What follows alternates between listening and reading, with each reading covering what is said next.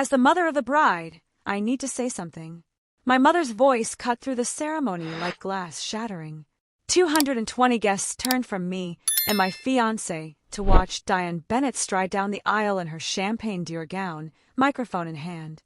What she didn't know was that the woman she declared too senile to attend, my grandmother, was watching from the coordinator's office with her attorney, a forensic accountant, and a warrant for my mother's arrest. The lakeside manor glittered behind me, floor-to-ceiling windows overlooking the water, white roses everywhere, string lights making the evening look like a fairy tale. My wedding. The day I'd planned for 18 months. My mother reached the altar. The officiant stepped back, confused. My fiancé, Marcus, squeezed my hand. "I'm sorry to interrupt," my mother said, her voice dripping with false regret. "But as Aria's mother, I can't in good conscience let the ceremony continue without addressing something." She turned to the guests, Marcus's family, my friends, colleagues, our community. "My daughter has done something unforgivable." My chest tightened. Around me, 200 faces waited. She pulled papers from her clutch. "These are property transfer documents. For my mother's home, a lakeside estate worth $3.2 million. Aria convinced her grandmother, a woman with dementia, to sign over the deed. Her voice cracked perfectly. She manipulated a vulnerable elderly woman, stole her inheritance, and when I discovered it, she cut me out of her life." Gasps rippled through the crowd. "That's not true," I said quietly. "Isn't it?" My mother's eyes went hard. "Then explain why you're the sole owner of grandmother's property. Explain why you've kept me from seeing her for 3 years. Explain why you scheduled this wedding the same week you had her declared incompetent." She hadn't been declared incompetent, but the guests didn't know that. "I'm asking. No, I'm begging my daughter to do the right thing." She thrust the papers toward me. "Sign the property back to the family trust. Right here. Right now. In front of everyone. Prove you're not the person I'm afraid you've become." The silence was suffocating. Marcus's mother looked horrified. My best friend Sarah's hand covered her mouth. Even the caterers had stopped moving. "Mom, this isn't." "Sign the papers, Aria." Her voice went cold. "Or I'll have no choice but to pursue legal action. On your wedding day, if necessary." "I won't sign them." She moved faster than I expected. The slap cracked across my face, loud enough that the sound system picked it up. My head snapped to the side. Pain bloomed across my cheek. The ballroom went silent. I didn't cry, didn't raise my hand to my face, didn't give her the reaction she wanted. Instead, I looked past her to the back of the ballroom, where the event coordinator stood at the entrance, phone to her ear. Our eyes met. She nodded. I turned back to my mother. She was breathing hard, the paper still clutched in her hand, her performance complete. "You're right about one thing," I said quietly. "This should be settled today." Confusion flickered across her face.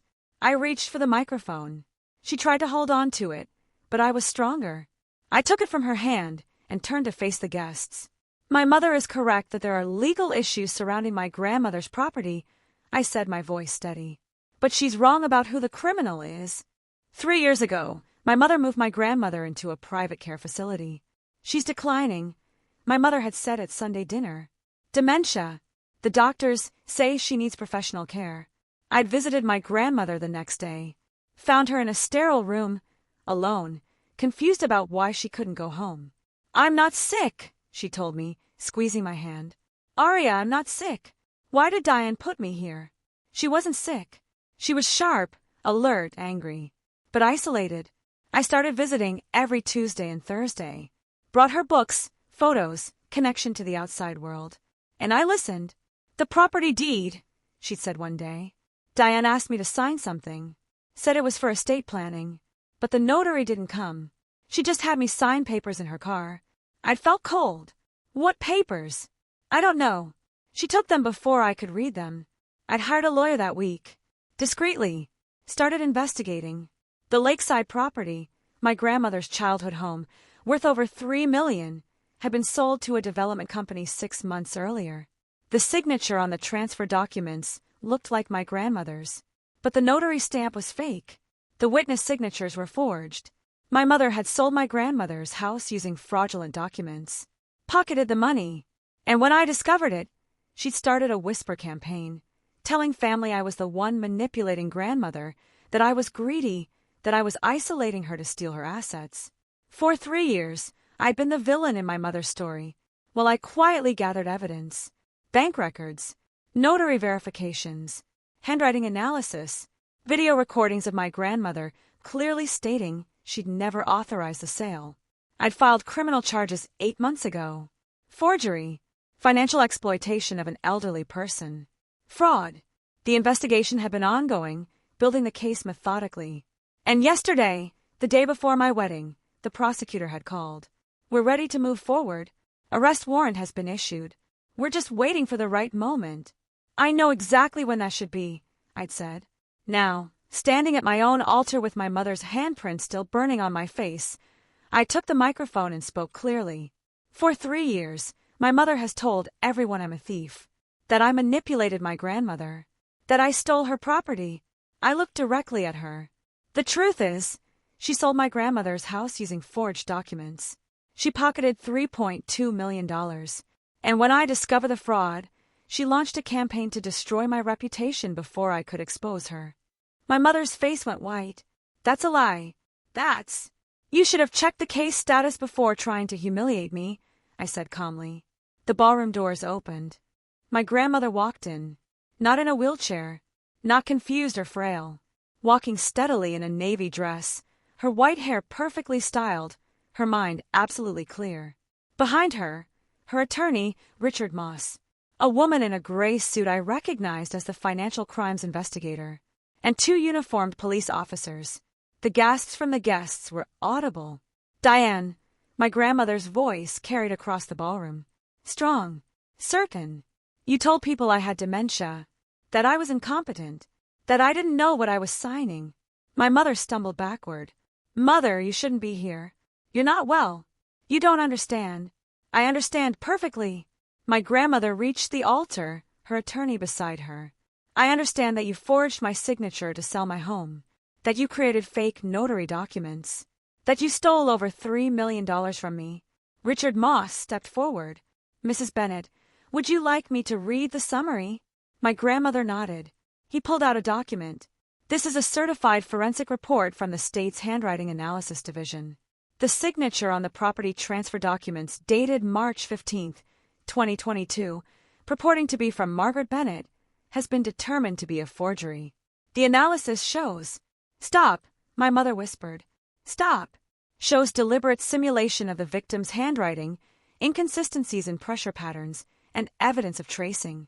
Additionally, the notary stamp used on these documents was reported stolen from Jefferson County Records Office in January 2022. The ballroom was silent. Guests were recording on phones now. Marcus's uncle, a federal prosecutor, leaned forward in his seat. The investigator spoke next. Ms. Diane Bennett, I'm Investigator Sarah Chun with the Financial Crimes Division. A warrant has been issued for your arrest on charges of forgery, theft, and financial exploitation of an elderly person. My mother's legs gave out. She sank to her knees on the white carpet. Aria! She looked up at me, her voice breaking. Please, you can't do this. I'm your mother. You slapped me at my own wedding, I said quietly. After spending 3 years telling everyone I was a criminal. After stealing from your own mother. After trying to destroy my reputation so thoroughly that I'd be too scared to fight back. I made a mistake. I'll pay it back. You will, my grandmother said. Through restitution ordered by the court, after your trial, the police officers moved forward. One of them pulled out handcuffs. Diane Bennett, you're under arrest for... Not here, my mother screamed. Not at her wedding. You can't do this here. The officer's voice was professional. You chose the venue, ma'am. You interrupted a private ceremony to make accusations. We're simply completing the process you started. They cuffed her. Read her rights. The guests watched in absolute silence as my mother, who'd walked down that aisle 5 minutes ago in designer clothes and righteous fury, was escorted out in handcuffs. At the doors, she looked back at me one last time. Her makeup was running. Her hands were bound. Her entire performance had collapsed into the truth she tried to bury. I held her gaze, felt Marcus's hand find mine, felt my grandmother's hand on my shoulder. The doors closed behind her. The ballroom stayed silent for exactly 3 heartbeats. Then my grandmother squeezed my shoulder. "I believe you have a ceremony to finish." The officiant, who'd been frozen in shock, cleared his throat. "Should we continue?" I looked at Marcus. He was smiling, fierce and proud. "Definitely." We finished our vows. Shorter than planned. Simpler. But mine. At the reception, guests approached carefully. Some apologized for believing my mother's stories. Some congratulated me on handling that with grace. Some just stared. My grandmother sat at the family table, eating cake, holding court like nothing unusual had happened. 3 years, Sarah said to me at the bar. "You collected evidence for 3 years and didn't tell anyone?" "If I'd accused her without proof, no one would have believed me," I said. "She made sure of that, so I built a case that couldn't be dismissed. And I waited for the moment when she'd expose herself. She chose your wedding. She wanted maximum humiliation," I agreed. "Wanted to destroy the happiest day of my life. Make it about her narrative, her victim story, her righteous anger." Sarah shook her head. Instead, she committed assault in front of 200 witnesses, half of whom are lawyers. I sipped my champagne, including a federal prosecutor, 2 judges, and the head of the State Bar Association. By morning, the story would be everywhere. Not the story my mother had planned, of a greedy daughter exposed at her own wedding, but the truth of a woman so desperate to hide her crimes that she'd attacked her own daughter in front of everyone who mattered. Later, when the reception wound down and guests filtered out, I stood with Marcus on the terrace overlooking the lake. "That was the most dramatic wedding ceremony in history," he said. "I'm sorry. Don't be." He kissed my temple, right where her handprint had faded. "You protected your grandmother. You protected yourself. You let her reveal exactly who she is." I leaned against him, watching the sunset over water. She'd wanted my wedding to be my humiliation. It became her arraignment.